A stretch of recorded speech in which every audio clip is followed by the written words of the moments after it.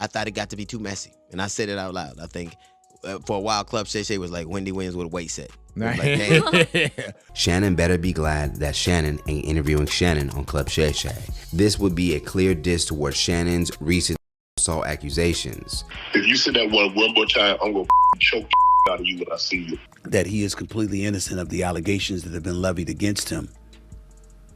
I can't sit here and speak to his innocence or guilt. I saw Stephen A. Smith kind of talking shit. I done told y'all that this is a shakedown of the highest order. And to be frank with you, I think that the entire legal team, what is his name, Busby? I think that they all need to be investigated. One of the biggest names in sports media, a man whose voice has become a staple in millions of homes, suddenly found himself at the center of a firestorm. This wasn't about a hot take or a debate gone viral.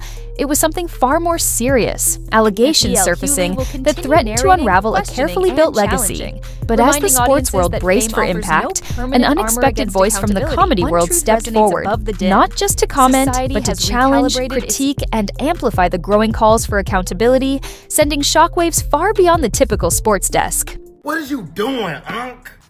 You ain't got no business out here with no 20-year-old white girl, with no 20-year-old period. Ain't nothing wrong with being no freak, but be a freak and it makes sense. Look, Justin has now, and Johnny Depp to his credit as well. The tension started building almost instantly. Reports began circulating about accusations of misconduct that reportedly surfaced against the former NFL star.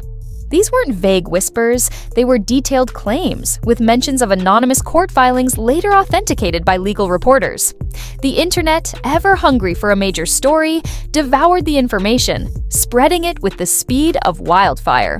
Sharpe's legal team moved swiftly, releasing forceful statements branding the accusations as false and defamatory, portraying them as opportunistic attempts. Yet, even as the initial denials trended online, reports of a second wave of claims from a separate accuser reportedly emerged, adding another layer to the unfolding crisis. And yes, the title is accurate. Shannon was requesting his... I want to put my tongue in your asshole, and then I want to marry you. Into this rapidly escalating situation stepped D.L Hughley, a comedian known for his sharp wit and willingness to tackle controversial topics head-on. Unlike the often cautious takes from traditional sports media, Hughley didn't hold back. He took to his platform, framing the situation not just as a legal matter, but as a cultural one, a test of integrity for someone who had made a career out of dissecting the behavior of others. He challenged Sharpe directly, questioning the vagueness of his public statements and arguing that simply denying allegations without specific details wasn't enough for an audience increasingly wary of powerful figures avoiding scrutiny.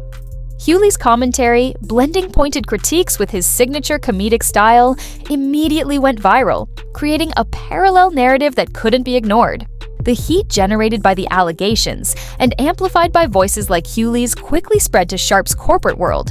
Representatives for his popular podcast reportedly issued a memo indicating upcoming episodes were paused pending review, while the network hosting his daily debate show reportedly convened emergency meetings. Insiders whispered about intense pressure from sponsors, with leaked internal emails reportedly suggesting brands were demanding clarity within a tight deadline, even threatening to pull lucrative ad inventory. It became clear this wasn't just a personal crisis for Sharpe, it was a high-stakes calculus for the sports media industrial complex, a moment where protecting ratings clashed with brand image in the wake of serious claims. This situation starkly highlighted the financial leverage sponsors hold, with estimates suggesting Sharpe's shows generated millions in ad revenue, making any suspension a potentially costly decision in the short term. As the public debate raged, the legal process continued its own course. Reports claim the accuser's filings included corroborative text exchanges and time-stamped photos reportedly placing Sharpe and the complainant at the same location in 2016. Sharpe's legal team, in turn, reportedly filed motions for expedited depositions and signaled intent to pursue all remedies against false claims, even potentially filing a defamation countersuit. D.L Hughley offered commentary on these legal maneuvers too. He questioned the speed of the legal moves, suggesting it might signal panic rather than confidence. He also pointed out the potential risk of a countersuit, warning that it could open the door to extensive discovery that might uncover damaging material. Hughley notably contrasted Sharpe's current legal strategy with his past role as a commentator who often critiqued athletes facing off-field issues, asking for the same energy Sharpe gave others to be directed back at him now. The controversy also ignited a broader conversation about celebrity accountability and the changing standards of public opinion. In the post-Me Too era, audiences are reportedly quicker to question blanket denials and demand transparency. Legal experts reportedly noted that terms like opportunistic and fabricated, once potent defenses, are now seen as less persuasive without detailed refutations. The situation also brought up past controversies involving Sharpe, with critics referencing a 2011 domestic dispute restraining order that was reportedly dismissed. While Sharpe's supporters pointed to a lack of criminal convictions and accused detractors of trial by Twitter, Hughley and others argued that dismissed doesn't mean something never happened, merely that it wasn't proven in court, suggesting a pattern could still be relevant. The silence from Sharpe's co-host during this period also fueled speculation online, prompting discussions about loyalty versus the perceived need for accountability. Then came a development that significantly escalated the situation.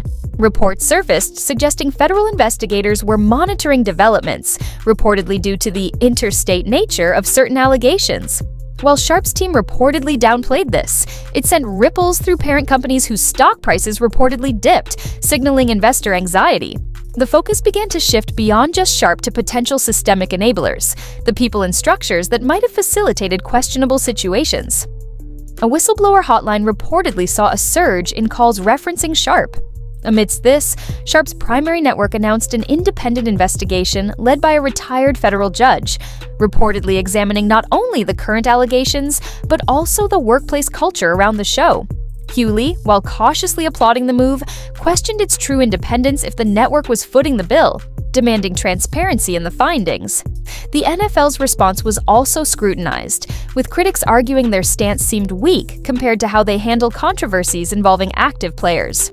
As the situation entered its second week, reports emerged that a mediation session had been scheduled, leading to speculation about a confidential settlement. Hughley, however, poured cold water on this idea, arguing that paying for silence often signals guilt in the court of public opinion, highlighting a cultural shift where settlements no longer guarantee reputation repair. While Sharpe reportedly weighed his options, Hughley's commentary broadened, analyzing systemic gaps that allow retired athletes to seemingly operate without oversight in their media roles. He discussed the psychological toll on survivors and challenged media networks that seem to reward controversy with higher ratings. Ultimately, a partial resolution came when Sharpe reportedly agreed to step away from all on-air duties indefinitely. His statement framed this as a personal decision to protect the integrity of the conversation. Hughley's response was sharp. Integrity is built before allegations surface, not something you protect afterward, and stepping back is a baseline expectation, not an act of charity. Where the legal battles ultimately land remains uncertain. Mediation could fail, leading to a public trial. New accusers could emerge, or existing ones might withdraw. The league or network could impose further sanctions, or ties might be severed entirely. But regardless of the specific legal outcome for Shannon Sharpe, the broader story has already left its mark. The controversy, amplified by relentless voices like D.L Hughley's, served as a stark reminder that in today's environment, particularly regarding serious accusations, silence and strategic spin are no longer the easy or guaranteed plays. Society has recalibrated its tolerance for protecting powerful figures at the expense of principle. Accountability, demanded and amplified by influential voices and shifting public expectations, is now a mandatory response, and everyone is listening.